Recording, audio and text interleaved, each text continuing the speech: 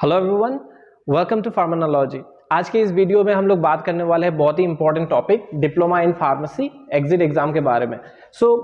आए दिन हमें देखने को मिलता है कि बहुत सारे स्टूडेंट्स के बीच, स्पेशली और डिप्लोमा इन फार्मेसी के स्टूडेंट्स के बीच आपका बहुत सारे कंफ्यूजन है regarding what will be the pattern of your diploma in pharmacy exam. ये एग्जाम होता क्या है एग्जिट एग्जाम, फिर ये कब होने वाला है, what will be the pass marks, फिर आपका कब होने वाला है, then how many attempts the students will be given, then what will be the basic process, आपका प्रोसेस क्या होने वाला है, और साथ ही साथ क्या कितने सब्जेक्ट होने वाले, कितने पेपर होने वाले। तो उन सब चीज़ों के बारे में बहुत सारे क्वेश्चन है। आज के इस वीडियो में हम लोग बेसिकली उसी चीज़ को कवर करने वाले हैं कि आपका क्या क्या इंफॉर्मेशन है जो कि गाइडलाइंस के थ्रू पीसीआई ने पब्लिश किया है। So will try to cover all those things in this video. So what is DPE? So DPE क्या होता है? Diploma in Pharmacy Exit Examination. So this is the examination which PCI has decided that it will be conducted by the prescribed authority.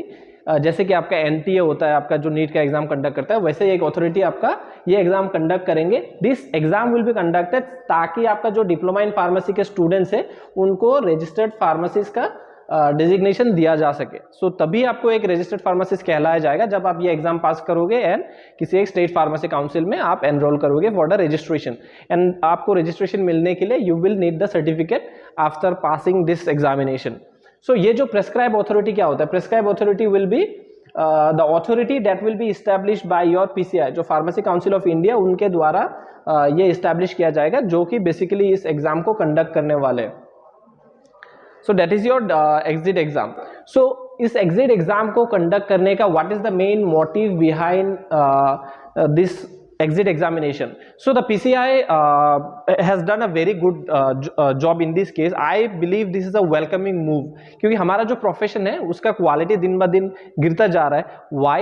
Because you have seen that recently in the last few years, 4 to 5 years, आपका जो graph है regarding your number of pharmacy institutes, it has gone up drastically, but quality उस हिसाब से ऊपर नहीं गया है, हालांकि आपका क्वालिटी डिग्रेड ही हो गया है।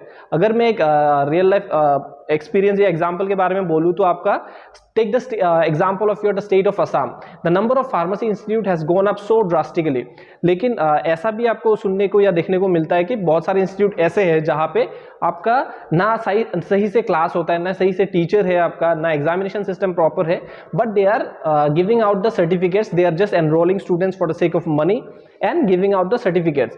सो इससे क्या हो रहा है? Number of pharmacist of course आपका इंक्रीज हो रहा है, बट क्वालिटी एकदम नहीं है, जिसके वजह से आपका जो प्रोफेशन का नाम खराब हो रहा है वो अलग चीज है। सो इन सब चीजों को मद्देनजर रखते हुए the PCI has decided to conduct this exit examination so that जो भी आपका रजिस्टर्ड फार्मासिस्ट होंगे उनमें एक कॉम्पिटेंसीज होगा, they will be professional, they will have a professionalism, they will have the discipline, and उनमें एक उत्सुकता होगा कि वो कंटिन्यूअसली सीखते रहे। It will not just be the name. जो बहुत सारे स्टूडेंट्स होते हैं, आज भी आप अगर किसी क्लास में जाके पूछोगे डिप्लोमा के स्टूडेंट्स को why are you studying here, so they will simply say they want this license, या आपको एक रजिस्टर्ड फार्मासिस्ट का जो सर्टिफिकेट मिलता है वो चाहिए उनको, इसी वजह से। सो नॉलेज से उनका कोई बेसिकली दिस यहाँ पे आपका रेस्पॉन्सिबिलिटी हम टीचर्स का भी होता है, जहाँ पे कि उनको एक प्रॉपर डायरेक्शन दे so that we can show the light in which way they should move basically.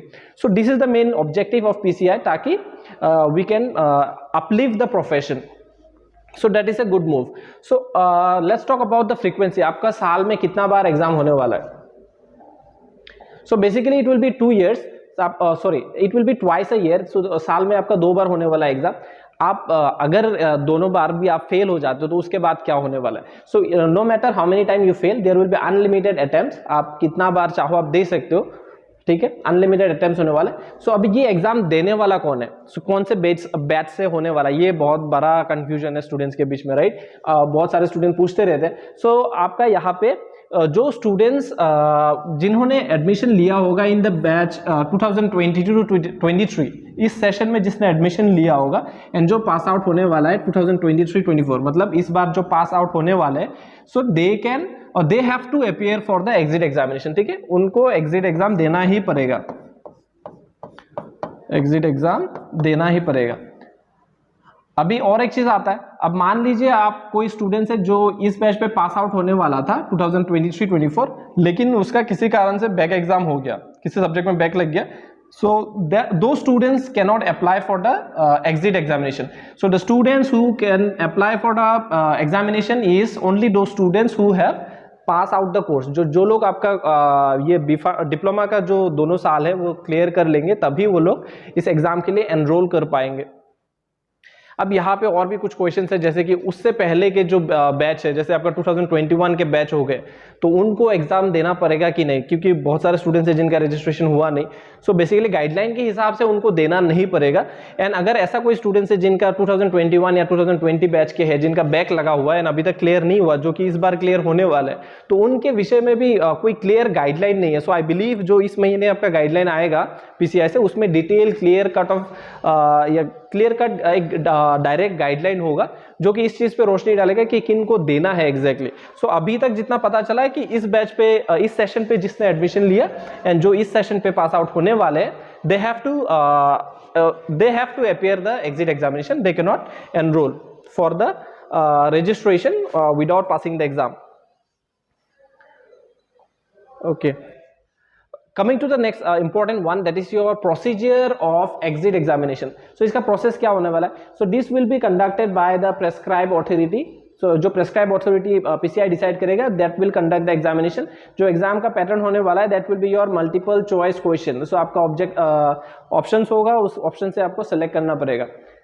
फिर आपका जो पेपर होगा वो होगा 3 पेपर्स. ठीक है, तो आपका जो एग्जाम होने वाला है that will B for 3 papers. अब 3 पेपर्स का मतलब ये नहीं है कि आपका 3 ही सब्जेक्ट होंगे. 3 पेपर्स मतलब 3 सेट होगा, तीनों सेट को आपको you have to appear all the 3 sets. उसमें जो सब्जेक्ट्स होगा, इन तीनों सेट में आपका जो सब्जेक्ट्स होगा, those will be your pharmaceutics, your pharmacology, your pharmacognosy, pharmaceutical chemistry, then your biochemistry, फिर आपका hospital and clinical pharmacy, your pharmaceutical jurisprudence and of course drug store management. So ये सारे subjects आपका divide किया जाएगा 3 category में, and they will be conducted as your 3 papers, and you have to appear all the 3 sets, and you have to individually pass all the 3 sets. So जो आपका pass mark होगा that will be your 50%. So nothing less than 50% will be considered pass. Okay, जो आपका passing criteria, यहाँ पे आपको ये चीज अच्छे से देखना पड़ेगा कि अगर आपका 50% से, if it is equal to 50% और more than 50%, then you will be considered as pass. लेकिन यहाँ पे एक चीज है आपको जो ध्यान देना पड़ेगा. मान लीजिए आपका 3 सेट पेपर है ना, 1 हो गया, 2 हो गया, सॉरी. सो आप मान लीजिए आपका 3 पेपर है, ठीक है, 1 2 3. आपको पहला वाला सब्जेक्ट में मिल गया 70%, दूसरा में मिल गया 90%, ठीक है, फिर तीसरा में आपको मिल गया 48%. सो आपका ओवरऑल जो परसेंटेज होगा वो 70 के ऊपर होगा, राइट, या फिर 70 के आसपास होगा. तो यहाँ पे आप फिर भी आप फेल रहोगे, ठीक है, यू विल बी फेल. क्यों? क्योंकि यहाँ पे गाइडलाइन में दिया हुआ है 50% मार्क्स तो चाहिए आपको, लेकिन सेपरेटली चाहिए, मतलब इंडिविजुअल पेपर में आपका 50% होना पड़ेगा. So if someone is getting 51%, 50% और 52% in all the 3 papers, then also that person will be considered pass. However, if you get 100% in one and 90% in the other, but 48% in the third paper, then आप fail हो जाओगे. So you have to individually clear all the papers separately. And और एक चीज है, ऐसा ना हो कि आपने जो पहला अटेम्प्ट दिया वहां पे आपका पेपर ए, पेपर बी आपका क्लियर हो गया, लेकिन जो पेपर सी था वो आपका फेल हो गया. लेकिन आपने सेकेंड अटेम्प्ट में पेपर सी क्लियर कर लिया, paper A and B fail हो गए, तो इन सच केसेस फिर भी आप फेल हो जाओगे. मतलब कि आपका इंडिविजुअल पेपर्स में आपका 50% रहना पड़ेगा या उससे ज्यादा होना पड़ेगा, एंड साथ ही साथ आपको तीनों पेपर एक ही अटेम्प्ट में क्लियर करना है. So this are the guidelines of your PCI, pharmacy council of India. So that was all from the exit exam point of view. जितना भी आपका प्रीवियस गाइडलाइंस थे उन सबको हमने स्टडी करके ये चीज़ के बारे में हमने इंफॉर्मेशन गैदर किया है ताकि आपका कंफ्यूजन दूर कर सके. I have filed one RTI also with the PCI so that we can get the development और क्या क्या गाइडलाइंस है which a student should know. And apart from that, one recent development is that the Assam state government have given the instruction to Srimanta Shankardev University of Health Sciences, and they have instructed for the conduction of exit examination for their students in the state, right?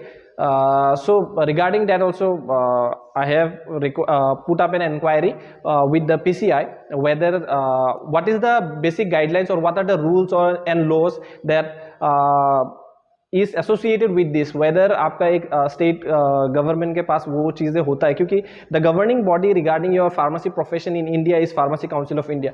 तो जो भी चीज़ें उसके मतलब India में अगर कोई भी फार्मेसी प्रोफेशन के साथ कुछ भी हो, then that should be through PCI. So इस चीज़ में उनका क्या रोल है या फिर उनका क्या इनपुट है, whether they were brought in to discussion or not regarding this. So that thing I have filed an RTI so that we can get the information regarding this. Of course, once I get the response, I'll be coming up and sharing with you all. So इसके अलावा आपका अगर कोई भी confusion हो, कोई questions हो या कोई queries हो related to your exit exam, we'll be definitely clearing your doubts. You put up your queries in the comment section. And रहा बात आपका प्रिपरेशन के बारे में, सो आई फील कि आपका जो diploma in pharmacy exit examination है, क्योंकि इस बार पहली बार है, राइट, सो उस हिसाब से आपका क्वेश्चन जो होगा, I believe it will be simple compare to your जो सब्सिक्वेंट ईयर्स में होगा, क्योंकि it is the first time, so your set of question will be slightly easier. So आप कोशिश कीजिए कि पहला अटेम्प्ट में ही क्लियर कर दो। So try to go through all the basic notes which you have studied in your course. So उससे आपका लगभग प्रिपरेशन हो ही जाएगा। Will be coming up with the preparation on this exit examination from next weekend, so you can subscribe and of course join with us. Definitely that will be helpful for you. Specifically we'll start with your pharmaceutics first, and then subsequently we will come up with other subjects also.